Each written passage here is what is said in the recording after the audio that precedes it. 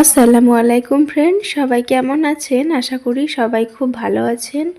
Welcome to my channel রুমার রান্নাঘর। আজকে ড্রাই ফ্রুটস দিয়ে লাড্ডু বানিয়ে দেখাবো, যেটা ভিটামিন আর প্রোটিনে ভরপুর। আর এরকম লাড্ডু সারাদিনে একবার একটি খেয়ে নিলে সারাদিনের এনার্জি খুব ভালোভাবেই পেয়ে যাবেন। তো চলুন কী কী ড্রাই ফ্রুটস আমি নিয়েছি সেটা আপনাদেরকে দেখিয়ে দিই। খেজুর নিয়েছি, কিশমিশ, পামকিন সিড, মগজদানা নিয়েছি, কাঠবাদাম, কাজু বাদাম। এগুলো আপনাদের যে যার পরিমাণ মতো নিয়ে নেবেন। নিয়েছি আখরোট, পেস্তা বাদাম,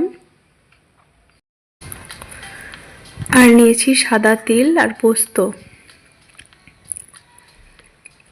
এবার আমি প্রথমে কাঠবাদামগুলো নিয়ে নিচ্ছি, নিয়ে ছুরি করে একদম পাতলা পাতলা করে কেটে নেব। তবে এটা একটু বেশি সময় সাপেক্ষ, এতগুলো ড্রাই ফ্রুটস কেটে নিতে একটু সময় তো লাগবেই, সেই জন্য আমি একটুখানি মিক্সি করে নেব। আপনাদের হাতে যদি সময় থেকে থাকে তাহলে কিন্তু আপনারা অবশ্যই ওইভাবে ছোট ছোট করে কেটে নিয়ে লাড্ডুগুলো বানিয়ে নিতে পারেন, তবে টেস্ট কিন্তু একই থাকবে। আমি অল্প করে একটু মিক্সি করে নিয়েছি, সব বাদামগুলো মিক্সি করে নিয়েছি, শুধুমাত্র মগজদানাটা মিক্সি করব না। এখানে কিশমিশটাও একটুখানি ঘুরিয়ে নিয়েছি,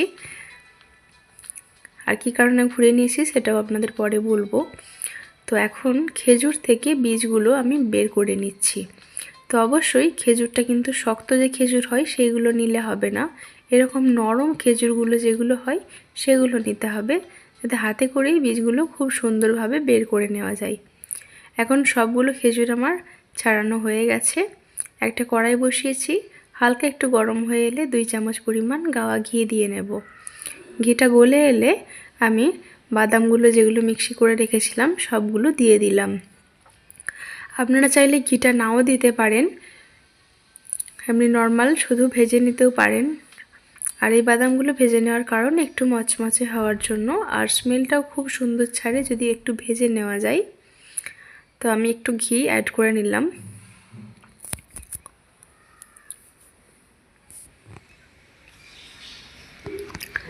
তো অবশ্যই গাওয়া ঘি থাকলে তবেই ব্যবহার করবেন, তেল ব্যবহার করবেন না বা ডালডা জাতীয় কিছু ব্যবহার করবেন না, অবশ্যই গাওয়া ঘিটা থাকলে সেটা ব্যবহার করবেন। তো একদম মিডিয়াম ফ্লেমে এটাকে প্রায় 5 থেকে 7 মিনিট মতো ভেজে নিতে হবে। একটা সময় দেখবেন খুব সুন্দর একটা স্মেল ছাড়ছে, সব রকম বাদাম ভাজার একটা মেল।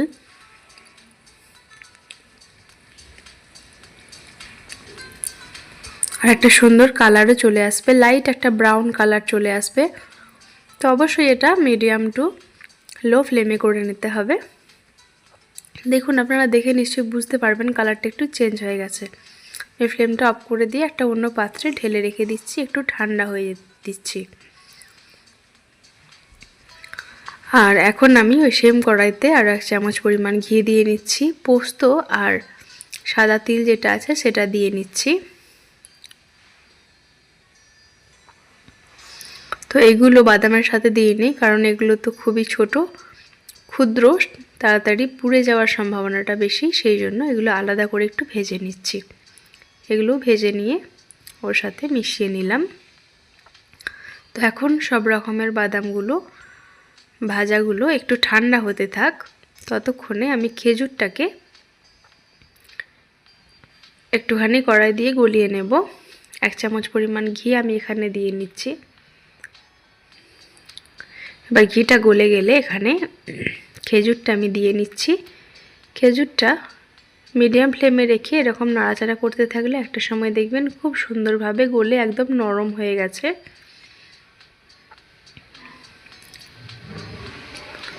আর আজকে ড্রাই ফ্রুটসের লাড্ডুতে কোনো চিনি লাগবে না বা গুড় লাগবে না, এই খেজুর দিয়েই আমি লাড্ডুটা বানিয়ে নেব। আর সেই জন্য এই লাড্ডুটা এতটা স্বাস্থ্যকর হয়। আর খেজুরগুলো একটু গলে গেলে আমি কিশমিশটা দিয়ে নিলাম। তো কিশমিশটা আমি একটুখানি মিক্সি করে নিয়েছিলাম, যাতে কড়াইয়ের মধ্যে দেওয়ার পরে যাতে করে কিশমিশগুলো না ফুলে ওঠে, দেখবেন তেলের মধ্যে বা ঘিয়ের মধ্যে দিলে কিশমিশগুলো ফুলে ওঠে, একটুখানি ভেঙে নিলে কিন্তু সেটা আর হবে না। আর এই কিশমিশ আর খেজুর দেওয়ার কারণে কিন্তু একটা চটচটে বা আঠালো ভাব চলে আসে।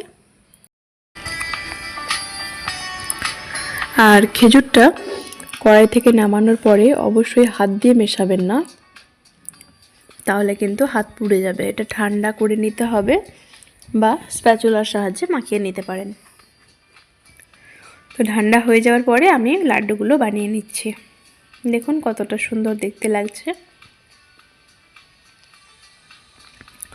তো খেজুরের পরিমাপটা আপনাদের বলে দিই, ড্রাই ফ্রুটস যতগুলো নেবেন তার সব টোটাল যে পরিমাণটা হবে তার অর্ধেক খেজুরটা নিতে হবে।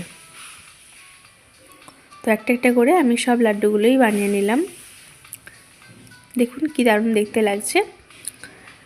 তো এই ছিল আমার আজকের রেসিপি। আপনাদের কাছে কেমন লাগলো অতি অবশ্যই আমাকে জানাবেন। যদি ভালো লেগে থাকে অবশ্যই একটা লাইক কমেন্ট শেয়ার করে দেবেন। এই লাড্ডুটা আপনারা প্রায় 1 মাস অবধি রেখে দিতে পারেন স্টোর করে। তো আপনারা ভালো থাকবেন, সুস্থ থাকবেন, সাবধানে থাকবেন।